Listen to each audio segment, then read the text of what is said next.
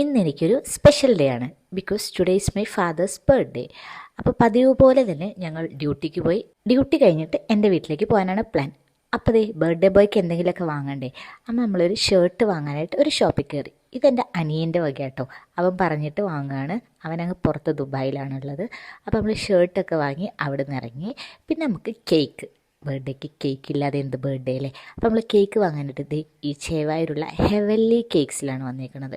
ഇവിടുത്തെ കേക്ക് നിങ്ങൾ കഴിച്ചിട്ടുണ്ടോ ഗൈസ്? അടിപൊളിയാണ്. കാരണം ഇവിടുത്തെ റെഡ് വെൽവെറ്റ് കേക്ക് നല്ല ടേസ്റ്റാണ്. ഇപ്പോൾ ഞങ്ങൾ ഒരുവിധം എല്ലാ പ്രോഗ്രാംസിനും ഇവിടെ തന്നെയാണ് കേക്ക് വാങ്ങുന്നത്. അങ്ങനെ ദേ വീട്ടിലേക്ക് പോവാണ്. ഈ ബൈപ്പാസൊക്കെ നോക്കിയാൽ നമ്മുടെ നാടാന്നിപ്പോൾ കണ്ടാൽ പറയൂ, അടിപൊളിയില്ലേ. പിന്നെ നമ്മൾ ഫുഡ് വാങ്ങാനായിട്ട് നമ്മുടെ വീടിൻ്റെ അടുത്തുള്ള അറേബ്യൻ മജ്ലിസിൽ കയറി. കുറച്ച് ഫുഡ് എന്തായിരിക്കും? മന്തി. യെസ്, മന്തിയൊക്കെ വാങ്ങി നേരെ വീട്ടിലേക്ക് വിട്ടു. അപ്പോൾ അച്ഛനും അമ്മയും വീട്ടിൽ തന്നെയുണ്ട്.